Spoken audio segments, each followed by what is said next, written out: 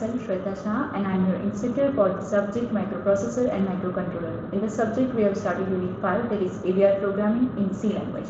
In this session we are going to see today the topic that is AVR interrupts. So let us start with the first, the comparison between the interrupt and the polling. In interrupt, the external device will generate the request to the CPU, while in polling the CPU will ask each and every devices time by time whether they have some data to send or not. So this is the basic interrupt versus polling. So let us see the difference between these two methods, whether you should use the interrupt or whether you should use the polling method. So basic difference is that the device notifies the CPU that it needs the CPU's attention. That is for the interrupt case. And for the polling case, the CPU constantly checks the device status whether it needs the CPU's attention or not. In this case, the attention means whether it requires to send the data or receive the data or anything else.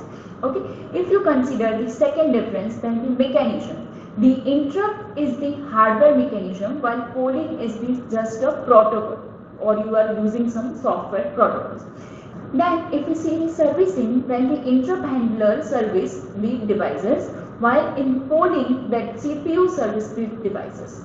Okay, and if we consider the next difference, then the indication. This interrupt request line indicates that the device needs the servicing, and while in the polling method, the common ready bit indicates that the device needs the servicing.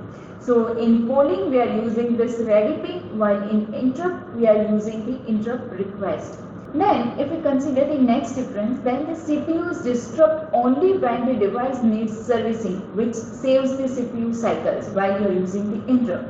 But if you are using the polling, then the CPU has to wait and check whether this device needs the servicing, which wastes the lost of the CPU cycles.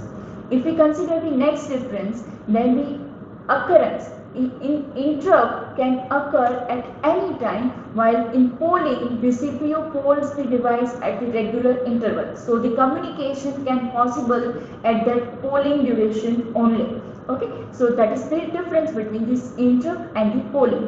And if we consider the efficiency, then the interrupt becomes inefficient when the device keeps on interrupting the CPU regularly. And if we consider the polling, then the polling becomes insufficient when the CPU rarely finds any device that is ready for the servicing. So both of these things has their trade-offs. So depending upon that, generally we are using this interrupt servicing. So now let us see the interrupt service routine. For every interrupt there must be the interrupt service routine, that is known as the ISR, or you can say interrupt handler. When this interrupt is evoked, this microcontroller runs the interrupt service routine, and this generally most microprocessor, for every interrupt there is the fixed location in the memory that holds the addresses or holds its ISR, that is the interrupt service routine. So for each and every microprocessor, generally there is the location where you will store the interrupt service routine for that particular interrupt is fixed, and this group of memory locations set aside to hold this address of the ISR are known as the interrupt vector table. This will be like this. These are the different interrupts, and these are the locations for that particular interrupt. If we consider the external interrupt request 0, then it has a location 0002. Then if we consider the interrupt request 2, then it has a interrupt service routine, it's stored at the location 0004, and so on for each and every interrupts, like timer counter, compare match interrupt, timer counter overflow interrupt, or you can consider USART service complete, or USART data register empty. That all things are represented in form of interrupts, and for this all interrupt your service routine is fixed at the location that is given in this table. So this is known as the table for the interrupts. Now let us see the steps in executing the interrupt. So upon activation of the interrupt, the microcontroller goes through the following steps. First one, it will finishes the instruction it is currently executing, and this saves the address of the next instruction that is stored inside the program counter to the stack. So first task is the storing the program counter to the stack so that it can return to the main program while the service routine execution is completed. Second task, it will jump to the fixed location in the memory that is known as the interrupt vector table that we have seen in the last slide, and this interrupt vector table directs the microcontroller to the address of the interrupt service routine where you have stored this interrupt service routine. Then at the third step, the microcontroller starts the execution of the interrupt service subroutine until it reaches the last instruction to the subroutine, and that last instruction is RETI, that is the return from the interrupt. And next, upon executing the RETI instruction, the microcontroller returns to the place where this was interrupted. First, it goes to the stack to find out the PC value. From this PC value, it will start the execution from that location. Okay, so that is stored inside the stack. It has to pop that data and then start the execution.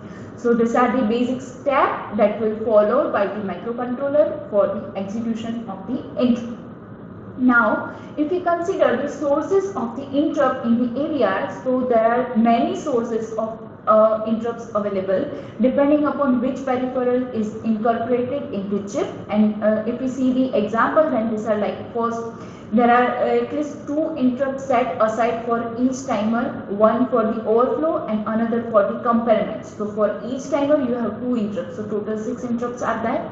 3 interrupts are set aside for the external hardware interrupt at the pin number PD2, PD3 and PD2, that is the port D's pin number 2, port D's pin number 3 and port B's pin number 2, and that are the external hardware interrupt INT0, INT1 and INT2 respectively. Third, you can consider is the serial communications U-sharp, that has 3 interrupts, one for the receiving and 2 interrupts for the transmission. Then you can use the SPI interrupt and the ADC, that is analog to digital converter interrupt. So these are the basic list of the interrupts that are available for this AVR controller. Now let us see how we can enable and disable this interrupt. This is the status register for this AVR controller. In this D7 bit is known as a global interrupt enable flag. To enable the flag inside the controller, you have to put one over here. On reset, all the interrupts are disabled. That means that none of the interrupt will be responded by microcontroller if they are active. And this interrupt must be enabled, or you can say unmasked by software in order to use this, or you can say in order to respond to this. And for this, you have to use the 7th bit of the status register to enable or disable this interrupt. If it is 1, then your interrupts are enabled. If it is 0, your interrupts are disabled. This I bits makes the job for the disabling all interrupt easy.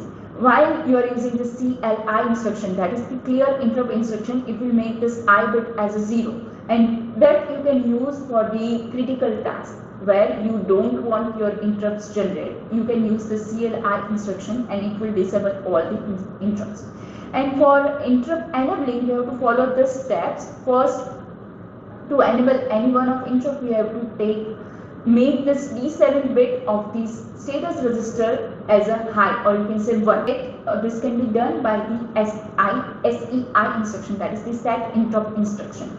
If the I is 1, each interrupt is enabled by setting high, the interrupt enable flag bit for the interrupt. And there are some IO register holding this interrupt enable bit. And this figure that shows the TIMSK register that has the interrupt enable bits for the timer 0, 1 and 2. For different timer, you will have the different register that will enable or disable that particular interrupt. But whole thing will work only if your I bit is 1. If your I bit is 0, no interrupt can be responded.